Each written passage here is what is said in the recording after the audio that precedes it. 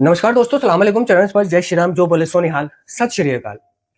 दोस्तों, किसी भी ड्रग ट्रीटमेंट सेंटर में, यानी कि ड्रग ट्रीटमेंट सेंटर का मतलब होता है नशा मुक्ति केंद्र, ठीक है ना। तो मतलब हर प्रकार के मतलब नशा इस्तेमाल करने के लिए एक ही सेंटर होता है। ऐसा नहीं है कि जो अल्कोहल एडिक्ट है उसका अलग होगा और जो नार्कोटिक ड्रग यूजर है, सूखे नशीले पदार्थ इस्तेमाल करता है, उसका अलग होगा। इन सब का एक ही ट्रीटमेंट सेंटर होता है और इन सब का एडिक्शन छुड़ाने का एक ही प्रोसेस, एक ही तरीका, ठीक है ना, होता है।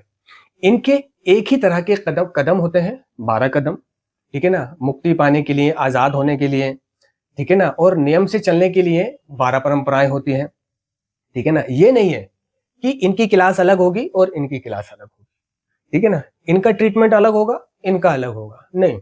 एडिक्शन एडिक्शन है, ठीक है ना, चाहे वो किसी भी प्रकार का एडिक्शन हो, कोई सा भी एडिक्शन हो, उसको छोड़ने का, उसको छुड़ाने का सिर्फ और सिर्फ एक ही प्रोसेस है, एक ही प्रक्रिया है, ठीक है ना। वो है अल्कोहलिक अनोनिमस के, नार्कोटिक्स अनोनिमस के 12 कदम, ठीक है भाई। 12 कदमों द्वारा तो एक एडिक्ट को मुक्ति मिलती है, लेकिन अगर एक एडिक्ट सिर्फ पहले कदम पर अमल कर लेता है, अगर वो सिर्फ इतना सोच ले कि मैं अपने एडिक्शन पर, जो भी वो एडिक्शन इस्तेमाल करता है, शक्तिहीन हूं, है ना, पावरलेसनेस हूं, ठीक है, मैं उसे कंट्रोल में नहीं कर सकता, मैं उसे चाहूं थोड़ा नहीं कर सकता, मैं उसे जब चाहूं छोड़ दूं, जब चाहूं कर लूं, ठीक है, ऐसा भी नहीं कर सकता। तो सबसे पहले किसी भी नशे को छोड़ने के लिए, एडिक्शन को छोड़ने के लिए, उसके ऊपर अपनी पावरलेसनेस को एक्सेप्ट करना पड़ता है कि हाँ, मैं पावरलेस हूं, मैं चाहकर भी कुछ नहीं कर सकता। जिस तरह एक एडिक्ट चाहता तो बहुत है, एडिक्शन को बंद करना, अपने नशे को बंद करना, अल्कोहल को बंद करना, सामान को बंद करना, पुड़िया को बंद करना, लेकिन क्या वो कर पाता है बंद? क्या वो कर पाता है बंद? क्या उसकी कोशिशें जो वो करता है, ठीक है, वो कामयाब होती हैं? क्या उसके परिवार की कोशिशें वो सफल होती हैं? क्या उसके अड़ोसी पड़ोसी, यार दोस्त जो तरीके उसे बताते हैं, क्या वो सफल होते हैं? क्या डॉक्टर्स, हकीम, वेद, साधु बाबा, है ना, अजमल खान, ये जो तरीके उन्हें बताते हैं, जो दवाइयां देते हैं, क्या ये कोर्स, ये दवा, ये मेडिकल, ये ट्रीटमेंट उन पर काम करता है? क्या वो इसके चलते नशा मुक्त हो गए? क्या उनकी आध्यात्मिक जागृति हो गई? क्या वो क्लीन हो गए? क्या वो स्वस्थ हो गए? क्या वो खुशहाल हो गए? देखो, एक एडिक्ट जो कार्यक्रम को नहीं कर रहा है मगर फिर भी वो क्लीन है, तो उसके अंदर, है ना, मन की शांति और दिशा निर्देश होना नहीं पाया जाता, ठीक है ना। और जो कार्यक्रम को कर रहा है वो ईमानदार, मन की शांति और वो दिशा निर्देश, है ना, का उसमें समझ होती है, अच्छे बुरे की समझ होती है। जो कार्यक्रम को नहीं कर रहा, ठीक है, उसको ये पता नहीं चल पाता आगे चल के कि उसे करना क्या है, किस सिचुएशन में, ठीक है। वो क्या काम करते हैं जो कार्यक्रम नहीं कर रहे हैं और फिर भी क्लीन रहते हैं, वो क्या होता है उनके साथ कि वो अपने आप को व्यस्त रख लेते हैं, ठीक है। वो कोई काम ऐसा करते हैं जिसमें उन्हें फुर्सत नहीं मिलती, वो बिजी रहते हैं, ठीक है। वो अपनी चॉइस को चेंज कर लेते हैं, अपनी पसंद को चेंज कर लेते हैं, ठीक है। उनका काम धंधा, घर परिवार, जिम्मेदारी कुछ इस प्रकार होती है कि उन्हें, है ना, नशे की याद ही नहीं आती, उन्हें फुर्सत ही नहीं मिल पाती, वो अपने आप को टोटली बिजी कर लेते हैं।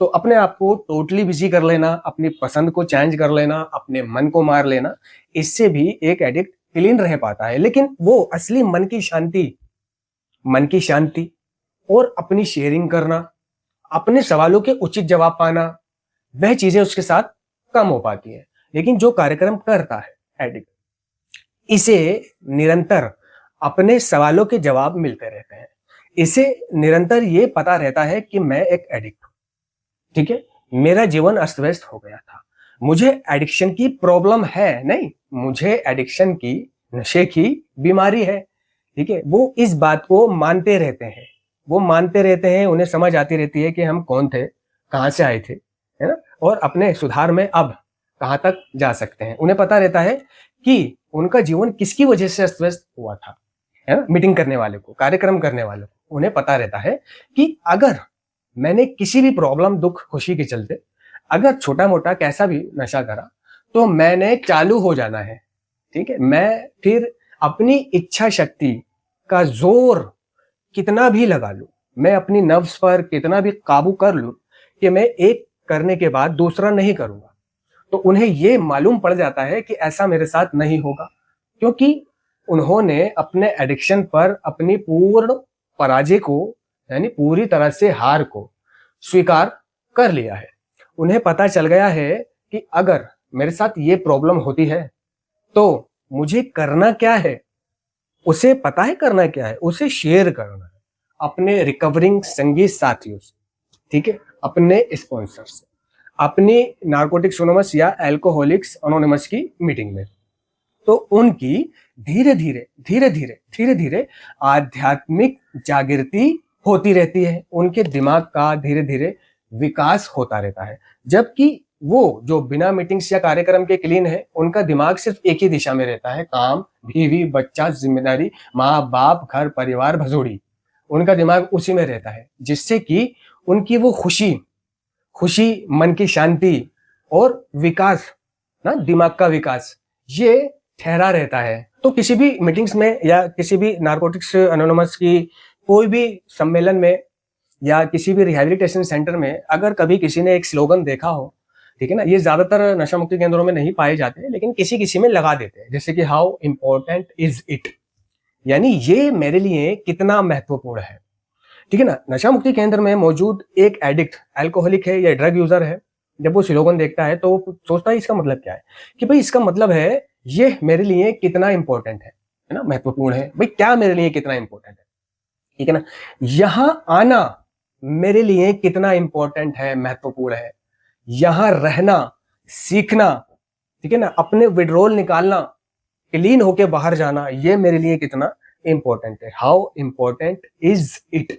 ठीक है, ये जो काउंसलिंग सेशंस हो रहे हैं, ठीक है ना, ये मेरे लिए कितना इंपॉर्टेंट है, सुनना, इनको सुनना, ठीक है ना, अगर मैं सुनूंगा तो मुझे याद रहेगा कि इनके साथ जीवन में इस मोड़ पर जो परिस्थिति आई थी, इन्होंने इसका सामना कैसे करा, तो मैं कैसे करूंगा। अगर मैं सुनूंगा तो मुझे पता रहेगा कि बाहर जाकर इन परिस्थितियों का, विपरीत परिस्थितियों का, है ना, सामना कैसे करना है। अगर मैं सुनूंगा, इन क्लासों में बैठूंगा, तो मुझे ये पता रहेगा कि अपनी बीमारी से लड़ना कैसे है, अपने सवालों के जवाब कैसे हासिल करने हैं, जीना कैसे है, ठीक है ना, किसके साथ रहना है, किसके साथ नहीं रहना है। क्योंकि दोस्तों, हाउ इंपॉर्टेंट इज इट, यहां ट्रीटमेंट सेंटर में रहना मेरी जिंदगी और मौत का सवाल है। अगर मैं यहां रहकर सिर्फ टाइम पास करता हूं या दिन गिनता हूं और कार्यक्रम पर, क्लासों पर, थेरेपी पर, है ना, कोई खास ध्यान नहीं देता हूं, इन्हें घंटे पे मारता हूं, इनकी उपेक्षा करता हूं, तो यह मेरे लिए कितना विनाशकारी साबित हो सकता है। हाउ इंपॉर्टेंट इज इट, ये जो 12 कदम लगे हुए हैं, ये मेरे जीवन में किस तरह काम करेंगे, ठीक है ना। अगर आप वो चाहते हैं जो हमारे पास है, यदि आप वो चाहते हैं जो हमारे पास है और उसे पाने के लिए प्रयत्न करने के इच्छुक हैं, तो तब आप कुछ निश्चित कदम उठाने के लिए तैयार है। यह वे सिद्धांत थे जिनसे हमारा सुधार संभव हुआ। अगर वो किसी की तरह बनना चाहता है, वो धर्मेंद्र की तरह बनना चाहता है, वो अमिताभ बच्चन की तरह बनना चाहता है, वो मिथुन की तरह बनना चाहता है, ठीक है, या वो अपने डायरेक्टर की तरह बनना चाहता है, अपने काउंसलर की तरह बनना चाहता है, या वो अपने पिता की तरह बनना चाहता है, वो सिपाही बनना चाहता है, वो पुलिस मैन बनना चाहता है, ठीक है, वो डॉक्टर बनना चाहता है, वो वकील बनना चाहता है, वो हकीम बनना चाहता है, वो जो भी चाहता है, उसके लिए यहाँ रहना, नशा बंद करना, सीखना, समझना, है ना, क्लासों को, है ना, इंपॉर्टेंट देना, ये कितना जरूरी है। यहां थेरेपी करना यानी टीडीए करना, थेरेप्यूटिक ड्यूटी असाइनमेंट जिसको बोलते हैं, जिसको नशा मुक्ति केंद्र में हम झाड़ू पोछा, डस्टिंग, इसका नाम दे देते हैं, बर्तन धोने का नाम दे देते हैं। ये मेरे लिए कितना इंपॉर्टेंट है, इससे मेरा शरीर चलता रहता है, इससे मेरा आलस दूर रहता है, ठीक है ना। और इनपुट के बाद output, how important is it, ये कितना जरूरी है। अगर इनपुट के बाद आउटपुट ना हो तो व्यक्ति इनपुट में कुछ सुनेगा ही नहीं, क्योंकि उसे पता है आउटपुट तो देना ही नहीं है ना, जवाब तो देना ही नहीं है। तो इनपुट का उद्देश्य या आउटपुट का उद्देश्य ये होता है कि व्यक्ति या एडिक्ट जो वहां ट्रीटमेंट सेंटर में भर्ती है, वो इनपुट को जो भी काउंसलर सिखा रहा है, बोल रहा है बीमारी के बारे में, ठीक है ना, बाहर की दुनिया के बारे में, सामना करने के बारे में, ठीक है ना, वो उसे सुने, क्योंकि उसे एक डर है इसका आउटपुट भी होगा, मुझे जवाब भी देना है। तो हाउ इंपॉर्टेंट इज इट, ये इनपुट, ये जस्ट फॉर टुडे, ये शेयरिंग सेशंस, ठीक है, मेरे लिए कितना जरूरी है। How important is it, mood making sessions मेरे लिए कितना जरूरी है, ठीक है ना। लोगों से कहा जाता है मूड मेकिंग सेशन में, अंताक्षरी सेशन में, कि भाई गाना गा। तो एडिट क्या कहता है, मेरे को गाना नहीं आता भाई। अरे कोई भी गाना गा दे, 2 लाइनें ही गा दे। नहीं भाई मेरे को गाना आता ही नहीं है। अरे कोई भी गाना नहीं आता। नहीं भाई मेरे को कोई गाना नहीं आता, नहीं मुझे पता ही नहीं है। तो वो ऐसे भोला भंडारी बन जाता है कि मेरे को गाना नहीं आता, मेरे को कोई गाना पता ही नहीं है, मुझे पता ही नहीं है। अबे वो हाउ इंपॉर्टेंट इज इट, अगर तुझे ये पता चल जाए कि मूड मेकिंग शेयरिंग का महत्व कितना है, तब तू गाना गाएगा। उसका महत्व है कि वहां मूड मेकिंग सेशन में, नशा मुक्ति केंद्र में, हमाम में सब नंगे हैं। जिस प्रकार ये उदाहरण है, हमाम में सब नंगे हैं, यानी वहां कोई दूध का धुला नहीं है। वहां सब नशा करके आए हैं, सब गलत करके आए हैं, परेशान करके आए हैं, अपना जीवन अस्त व्यस्त करके आए हैं, दूसरों को भी परेशान करके आए हैं। तो एडिक्ट में एक खामी रह जाती है एडिक्शन दूर होने के बाद, क्या? झिझक और डर, या ओपन माइंड का ना होना, यानी बंद दिमाग रहना, यानी अपनी बात को किसी से ना कह पाना, ठीक है ना, शर्माना, ठीक है ना, कुछ ना बोल पाना, या सामने वाले को गलत बात पर जवाब ना दे पाना, इनकार ना कर पाना, है ना, फालतू में हाँ हाँ हाँ हाँ हाँ हाँ कर लेना और फिर उससे नजरें चुराना, उससे मिलना नहीं। अपने पिता से कुछ कहना है तो कुछ कह नहीं पाना, अपने भाई से कोई बात करनी है तो नहीं कह पाना, ठीक है। भाई को कल्पना में रखकर बात कर लेगा, भाई ऐसे ऐसे ऐसे ऐसे। पिता को अपनी कल्पना में रखकर, इमेजिनेशन में रखकर बात करेगा, लेकिन फेस टू फेस रूबरू नहीं करेगा। झिझक। शेयरिंग, ठीक है ना, शेयरिंग, भाई शेयरिंग कर। अरे मैं अभी मेरा प्रॉब्लम है, मेरा दर्द हो रहा है, अभी मेरे पेट में दर्द हो रहा है, ये हो रहा है वो। तो भाई शेयरिंग का महत्व क्या है कि खुलापन आएगा, बोलना आएगा, और शेयर करने से क्या है, हाउ इंपॉर्टेंट इज इट, यानी शेयर करने से हम तन्हा और अकेला होने से बच जाते हैं। यह प्रक्रिया आत्मा की रचनात्मक क्रिया है। हम हल्का महसूस करते हैं, हम शांत महसूस करते हैं। हमारा जब दिमाग हल्का हो जाता है, दिमाग से हर प्रॉब्लम निकल जाती है शेयर करने से, तो हमें नींद अच्छी आती है। इसीलिए शेयरिंग सेशन शाम के वक्त होती है कि सारी सुबह से शाम तक की बसूड़ी हम शेयरिंग सेशन में जाकर निकाल दें या सुनकर हल्के हो जाएं। दूसरी तरह हाउ इंपॉर्टेंट इज इट, ये मूड मेकिंग हमारे लिए कितना इंपॉर्टेंट है। इसमें गाना गाना, यानी कि इतने सारे लोगों के सामने आपको गाना गाना, अंताक्षरी गाना। तो जब आप गाना शुरू करोगे, क्योंकि हमाम में सब नंगे हैं, वहां किसके सामने शर्मा रहे हो? कोई लड़कियां थोड़ी है वहां पर, शर्मा किससे रहे हो, है ना। सामने वाला भी नशा करके आए, तुम भी नशा करके आए हो, है ना। तुम कोई भोले भंडारी तो हो नहीं, तुम कोई दूध पी के तो आए हो नहीं। नशे में तुमने अपने घर वालों को परेशान कराया। तुम पब्लिक से नहीं शर्माए, तुम दुनिया से नहीं शर्माए, तुम नशा करने से नहीं शर्माए, तुम किसी से पिटने और मारने से नहीं शर्माए, तुम कुछ करने से नहीं शर्माए। बस नशा मुक्ति केंद्र में शेयरिंग करने से या गाना गाने से शर्मा रहा है। भाई मेरे को शर्म आती है, मेरे से होता नहीं है है ना। तो हाउ इंपॉर्टेंट इज इट, ये शेयरिंग सेशंस, ठीक है ना, हमें क्या सिखाता है। और ये मूड मेकिंग से हमें क्या होता है, हमारे अंदर खुलापन आता है, खुलापन, ओपननेस आती है, हमारी झिझक दूर होती है, हमारा शर्म दूर होता है, ठीक है ना। हम एक हिम्मत वाला का जितेंद्र बन जाते हैं, या हिम्मत वाला का अजय देवगन बन जाते हैं। हमारे अंदर एक हिम्मत आती है, ठीक है ना। हाउ इंपॉर्टेंट इज इट, यहां 6 महीने तक रहना हमारे लिए कितना इंपॉर्टेंट है और क्यों इंपॉर्टेंट। जब हमारा काम 3 दिन में ही हो गया, हमारे विड्रॉल 3 दिन में बाहर हो गए, 3 दिन में भी हमें यह पता चल गया है कि नशा छूट गया है, ठीक है ना। लेकिन दोस्तों 3 दिन में यह पता नहीं चलता कि नशा छूट तो गया है, पर छोड़े कैसे रखना है। और 3 दिन में ना ही हमारा मानसिक खुलता, ना ही हमारे शरीर में कोई फर्क पड़ता, ठीक है, ना ही हमारी कोई आध्यात्मिक जागृति होती। सिर्फ हमें लगता है कि जिस तरह हम यहां नहीं कर रहे उसी तरह बाहर भी नहीं करेंगे।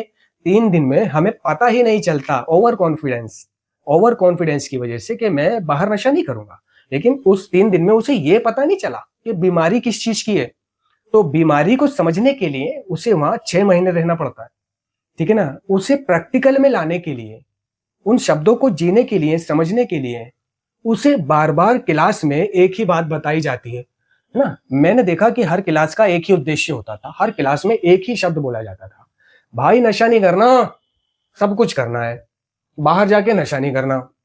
जेएफटी हो रही है तो नशा नहीं करना दोस्तों, इनपुट हो रहा है दोस्तों नशा नहीं करना, भाइयों नशा नहीं करना, नशा छोड़ देना है, बाहर जाकर नशा नहीं करना। आउटपुट हो रहा है तो नशा नहीं करना, पोस्टमार्टम हो रहा है तो बेटो नशा नहीं करना। यानी कोई विजिटर आ रहा है, वो शेयरिंग कर रहा है, तो उसका भी एक ही लक्ष्य उद्देश्य होता था शेयरिंग में, एक शब्द जरूर बोलता था, वो नशा नहीं करना। ठीक है ना। तो जब उसे 6 महीने तक एक ही आवाज सुनाई देती है कि नशा नहीं करना, क्यों नहीं करना, इसलिए नहीं करना, इससे क्या होगा, ये क्या है, ये शारीरिक, मानसिक और आध्यात्मिक लाइलाज बीमारी है। एक बार नशा शुरू करने पर हम उसे अपनी इच्छा शक्ति से रोक नहीं सकते, हमारी बीमारी चालू हो जाएगी, है ना। एक बार पहला नशा, पहली गोली या पहले जाम से नशे की प्रक्रिया शुरू कर देने के बाद हम उसे अपनी इच्छा शक्ति से रोक नहीं सकते। तो जब ये सारी बातें 6 महीने तक उसके कानों में पड़ती हैं, तो कहीं जाकर उसे थोड़ा बहुत समझ आता है कि हाँ, मैंने करना क्या है, बीमारी शारीरिक है, मानसिक है और आध्यात्मिक है। वहां 3 महीने रहना या 6 महीने रहना, उसमें वो ये चीज सीखता है कि उसने अब जीना कैसे है बाहर की दुनिया में। ठीक है। और उसने मीटिंग्स करनी है। देखो, जब वो यूजिंग में था तो उसके माँ बाप ने, भाई बहन ने, परिवार वालों ने कितना उससे कहा नशा मत कर, उसके साथ मत रहे, ठीक है ना, ये मत कर, वो मत कर, ऐसा मत कर, वैसा मत कर। वो माना, वो सुनता था किसी की? नहीं। उसे किसी चीज पर टोको, वो बार बार वही करता था। ठीक है ना। तो एक बार का कहा हमारे समझ में नहीं आता, यानी एक बार का कहा एडिक्ट के समझ में नहीं आता, और जब तक उसे अपनी गलती का प्रैक्टिकली तौर पर एहसास ना हो जाए उसे समझ नहीं आता। जब तक वो खुद करके ना देख ले उसे पता नहीं चलता। ठीक है ना। तो एडिक्ट जो है 100 बार समझाने पर उसकी समझ में आता है।